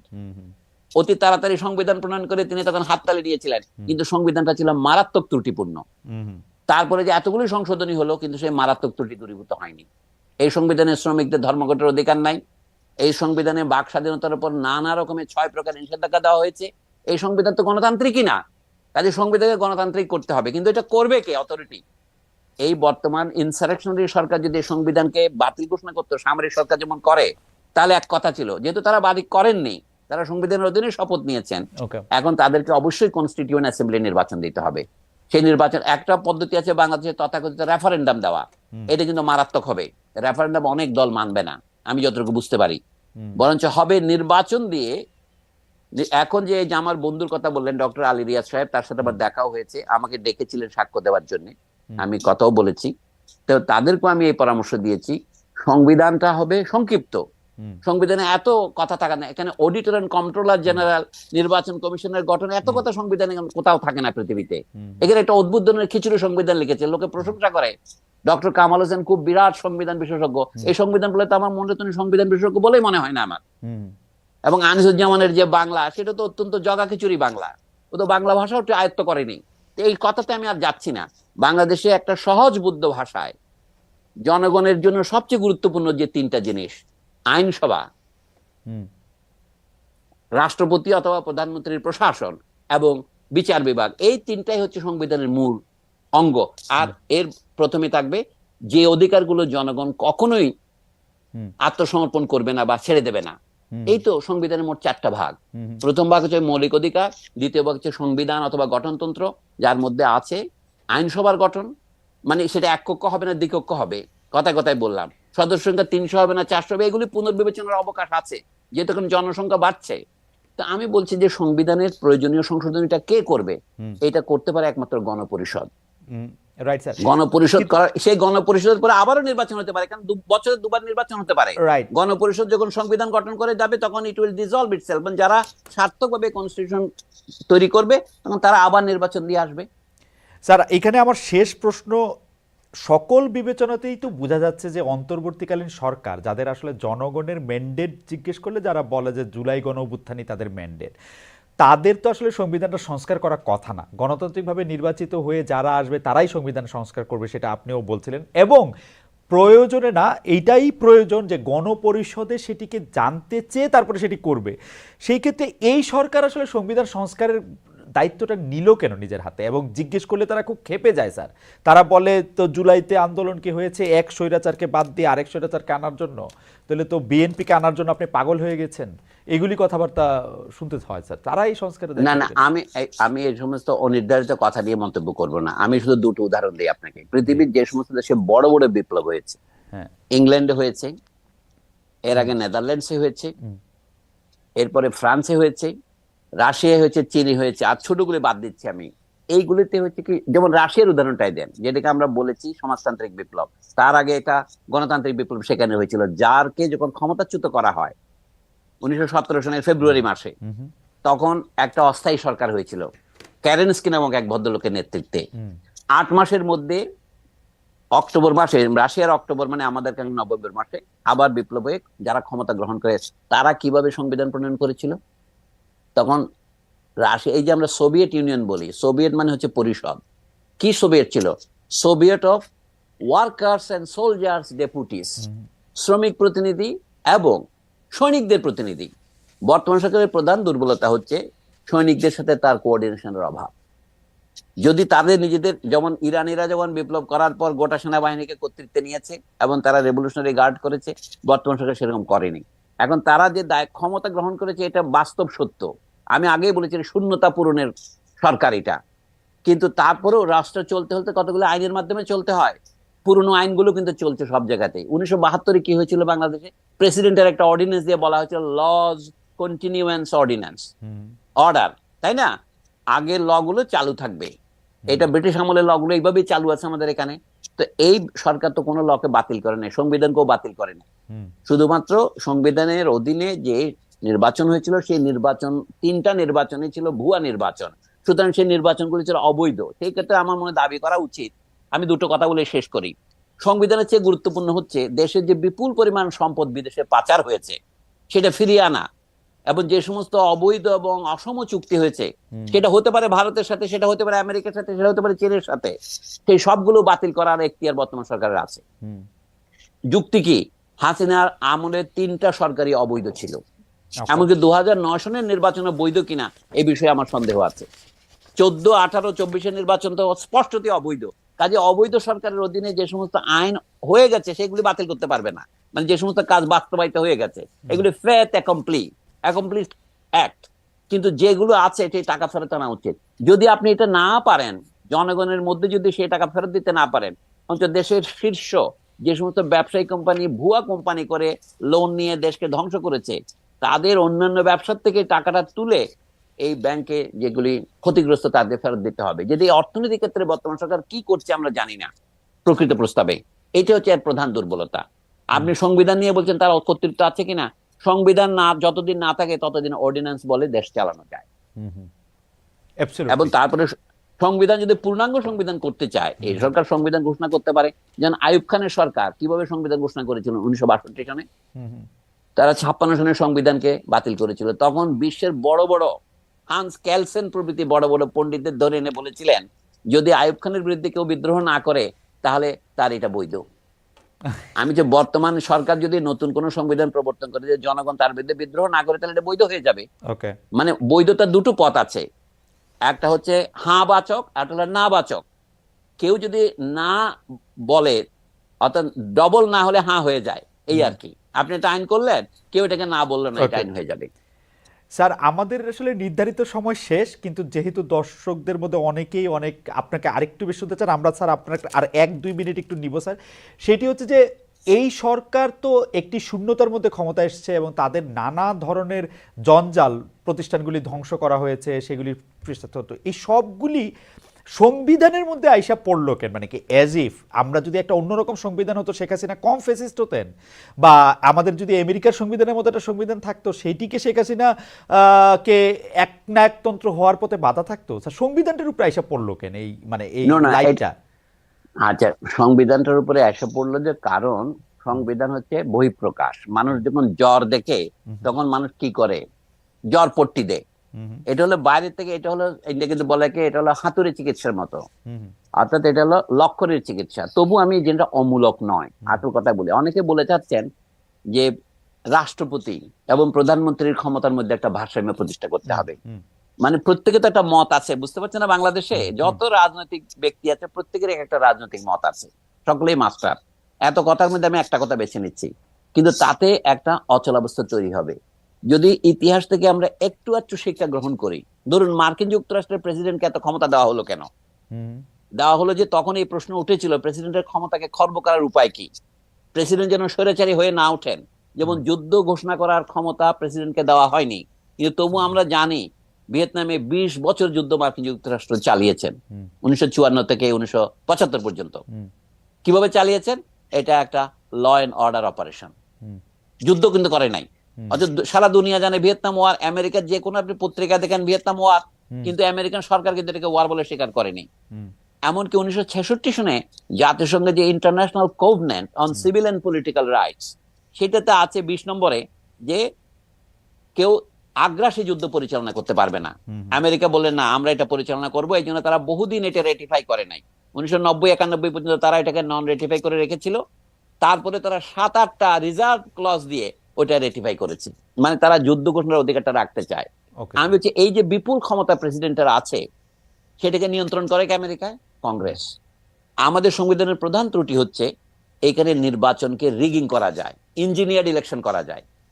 এইটা প্রধানমন্ত্রীর অধীনে থাকলেও হবে, প্রেসিডেন্টের অধীনে থাকলেও হবে। উদাহরণ দিয়ে বলি, শেখ মুজিবুর রহমান প্রথমে এসেছিলেন প্রেসিডেন্ট হয়ে, তার অনুপস্থিতিতে তাকে রাষ্ট্রপতি ঘোষণা করা হয়েছিল। তিনি যখন ফিরলেন কয়েকদিনের মধ্যে, তিনি দুদিনের মধ্যে পদত্যাগ করে প্রধানমন্ত্রী হলেন। তারপরে তিনি যে শাসন চালালেন, তারপরে তিনি 1975-এ এসে তিনি নিজেকে আবার প্রেসিডেন্ট ঘোষণা করলেন। আপনি বলুন এখন কোন আমলে স্বৈরাচার কম হয়েছে, শেখ মুজিবের প্রধানমন্ত্রীত্বের আমলে না রাষ্ট্রপতিত্বের আমলে? না স্যার, আসলে কি খুব, না স্যার, আসলে কি তাতে কোনো পার্থক্য হয়? না স্যার হয় না। আমি যেটি বলতে চাইছিলাম যে স্যার, শেখ হাসিনা কি ইভেন আমি যদি ধৈর্যও নেই এই সংবিধানটা একটা খুবই খারাপ সংবিধান, কিন্তু শেখ হাসিনা কি সংবিধান মাইনা গুম করছেন? শেখ হাসিনা কি সংবিধান মাইনা ইলেকশন রিগিং করছেন? মানে সংবিধানে যা আমি আছে সেটাই বলছি, যে সংবিধান হচ্ছে জাতীয় সমাজের বহিঃপ্রকাশ, ইংরেজিতে বললে আর কি এক্সপ্রেশন অফ সিভিল সোসাইটি। আমাদের এখানে সিভিল সোসাইটি দুর্বল। সিভিল সোসাইটি কাকে বলে? বিশ্ববিদ্যালয়ের শিক্ষকরা যদি এরকম চাটুকার হন, তোষামতকারী হন, তাহলে সেখানে রাজনীতিতে তো স্বৈরাচার প্রতিষ্ঠিত হবেই। বুঝতে পারছেন? আচ্ছা, শুধু তাই নয়, আমাদের ধরেন ডাক্তারদের দুটো সংগঠন হয়ে গেল, একটা হলো ড্যাব, একটা সাচিব, স্বাধীনতা চিকিৎসা পরিষদ। আপনি উদাহরণ দিয়ে বলছি, সাংবাদিক সমিতিগুলি বিভক্ত হয়ে গেল, আপনি নিজে দেখেন না এগুলো? আচ্ছা, টেলিভিশন যেগুলোকে পারমিশন দেওয়া হলো, সেগুলো কি ভূমিকা পালন করলো? আপনাকে আপনার টেলিভিশনের মালিক, একদা মালিক, কি করে আপনাকে স্টুপিড বললো? এটা কি সম্ভব? প্রশ্নটা স্টুপিড বলছে আমাকে না। না, আমি মনে করি না, না, অ্যাপারেন্টলি আপনাকেই বলেছে। আপনি স্টুপিডের মতো প্রশ্ন করছেন কেন? তার মানে আপনি স্টুপিডই। রাইট। আর না, আপনাকে এটা বলার দুঃসাহসটা হলো কিভাবে? কারণ দুঃসাহসটা হইল হচ্ছে যে আমার কাছে যেটা মনে হয় যে শেষ দিকে আইসে বা গত 5 বছর 7 বছরে আওয়ামী লীগের বা আওয়ামী লীগের কাঠামোর মধ্যে যারা আছেন তাদের দুঃসাহস আসলে বাড়ছিলই। না, না, বাঁচার কারণ আছে। আমি এখনই বলি, দেশে যে বিপুল পরিমাণ অর্থ পাচার হলো, এটা বাংলাদেশ ব্যাংকের ভিতর দিয়ে হলো। আপনারা জানেন বাংলাদেশ ব্যাংকের যে সুইফট কোড, এটা কমপক্ষে কমপক্ষে বলছি 6-7 স্তরের আপনার পাসওয়ার্ড দিয়ে যেতে হয়। রাইট। আজকে শুনলাম উগান্ডার সেন্ট্রাল ব্যাংকও হ্যাকিং হয়েছে। তার মানে এটা দুর্বল দেশে এটা হয় আমাদের, কিন্তু আমাদের দেশ তো উগান্ডার মতো তো দুর্বল দেশ না। ওখানেও উগান্ডাতে যে ডিক্টেটর ছিলেন ইদি আমিন, তো বাংলাদেশে শেখ মুজিব তো তার চেয়ে অনেক বেশি জনপ্রিয় নেতা ছিলেন। তো শেখ মুজিবের আমলে যা হয়েছে, কথাটা খেয়াল করেন, তো সেটা হাসিনার আমলে সেটা বহুগুণে বর্ধিত হলো কি করে? আমি বলি history repeats itself, first as a tragedy, then as a farce. হাসিনাটা তো ফার্স হলো এই জন্য তিনি তো বাপের মতো প্রাণ দিতে পারলেন না, তিনি তো পালিয়ে গেলেন। হ্যাঁ স্যার, এইটা খালি শেষ কথা বলি স্যার, একদা স্যার আপনি এই ভূখণ্ডে, আমি এখন যে দেশে আছি সেখানে অনেক দিন কাটাইছেন স্যার, আপনি এখানে পড়ালেখা করছেন, পড়াইছেন, পড়ছেন। এদের এখানে আসলে হ্যাকিং জিনিসটা এটা হইতে পারে, কিন্তু বাংলাদেশে এটা কেন হয়েছে? এদের এখানে স্টেট ব্যাংক অফ মানে এদের স্টেট ব্যাংকেরও স্যার নানা। আরে ভাই, আমি তো বলছি হ্যাকিং তো হয়েছে অল্প টাকা, বুঝতে পারছেন না? তারপরে বিপুল পরিমাণ টাকা, বছরে 17 বিলিয়ন করে চলে গেছে। যদি বাংলাদেশ ব্যাংকের বর্তমান গভর্নরের কথা একেবারে ভুল না হয়, তাহলে এটা কি করে সম্ভব? ডক্টর দেবপ্রিয় ভট্টাচার্য গতকাল কোথাও বলেছেন, আমি পত্রিকা আজকে দেখলাম, যে এই টাকাটা যদি ফেরত নিয়ে আসতে না পারেন, তাহলে আপনি কিসের বিকল্প সরকার হয়েছে? এটা খুব কথা না, এটা ভালো কথা বলছে, এটা গুরুত্বপূর্ণ কথা, এটা করতে হবে। আমার কথা হচ্ছে কি, দেশের ব্যাংকিং খাতটাকে ধ্বংস করে দিয়েছে, দেশের বিদ্যুৎ খাতটাকে ধ্বংস করে দিয়েছেন। মানে গ্রাফিক ভাষায় দেবপ্রিয় বলেছেন যে আমাদের দুটো কিডনি নষ্ট করে ফেলেছে। একটা হচ্ছে দেশের ফিনান্সিয়াল সিস্টেম, আর হলো দেশের এনার্জি সিস্টেম। আসলে তো এই অপরাধ তো অমার্জনীয়, অথচ এটাকে বলা হয়েছে উন্নয়ন। রাইট, আশ্চর্য ব্যাপার। এবং উন্নয়নের জন্য বলা হচ্ছে, উন্নয়নের জন্য একটা ধারাবাহিকতা দরকার, কন্টিনিউটি দরকার, এবং তাই না? এবং অনেক শিক্ষিত শিক্ষক বুদ্ধিজীবীরাও এই কথায় মানে এই জায়গায় সুরে সুর মেলাইছে। তোষামধ্যে কি প্রকারে যায়? বাংলাদেশ ব্যাংকের এককালীন গভর্নর ডক্টর আতিউর রহমান, তিনি একা বঙ্গবন্ধুর উপর 180টা বই লিখেছেন। সত্যি নাকি স্যার? 180টা? 180টা বই লিখেছেন তিনি। তারপরে গত 3 বছরে লিখেছেন, অর্থাৎ বাংলাদেশ ব্যাংকের গভর্নর পদ হারানোর পর একা 21টা না 23টা বই লিখে তিনি ঢাকা বিশ্ববিদ্যালয়ে এমেরিটাস প্রফেসর হওয়া উপলক্ষে তৎকালীন ভাইস চ্যান্সেলর ডক্টর আখতারুজ্জামান বা তারপরে কে যেন হয়েছিল, মাকসুদ কামাল, তার কাছে উপহার দিতে গেছেন। স্যার, সকল কল্পনাকে, সকল কার্টুন ছবিকে, সকল কমিককে আমরা সবাই মিলে ছাড়াই গেছিলাম স্যার। একজন, এবং এতগুলি বই তিনি বঙ্গবন্ধু সম্পর্কে লিখলেন যে বঙ্গবন্ধু সম্পর্কে এমন কি লেখার আছে যে বাংলাদেশ ব্যাংকের গভর্নরশিপ ছাড়ার পরে তিনি এতগুলি বই লিখেছেন এবং সেগুলি বহন করে নিয়ে গিয়ে উপহার দিচ্ছেন। অর্থাৎ একটা দেশের অধঃপতন কোন পর্যায়ে গেলে এটা হতে পারে, স্যার একটা উদাহরণ মাত্র এটা। জি স্যার, বই, কবিতা, গান। প্রফেসর সলিমুল্লাহ খান, আপনাকে অনেক ধন্যবাদ। আমরা 1 ঘন্টার কথা বলে স্যার আপনার সঙ্গে সংযুক্ত হয়েছিলাম, অলরেডি 1 ঘন্টা পরে আরো 10 মিনিট পেরিয়ে গেছে। স্যার আমাদেরকে ক্ষমা করবেন দীর্ঘ সময় আপনাকে আটকে রাখার জন্য। তবে দর্শকরা এখনো আপনাকে শুনতে চাইছেন, আমরা আপনাকে আজ আর বিরক্ত করবো না, অন্য সময় নিশ্চয়ই আমরা থাকবো। আপনাকে শুধু জানিয়ে রাখি, একসাথে 15,000 দর্শক আমাদের সাথে ছিলেন প্রায় পুরোটা সময়। অনলাইনে এটা একটা বড় নাম্বারই আসলে। আপনাকে অনেক ধন্যবাদ এবং আপনি আমাদের শুভেচ্ছা এবং কৃতজ্ঞতা জানবেন স্যার। আপনাকেও পুনরায় শুকরিয়া জানাচ্ছি। আমি সামান্য মানুষ, এত বেশি কিছু বললে আমি আপনাকে পর্যাপ্ত ভাষায় ধন্যবাদ দিতে পারবো না।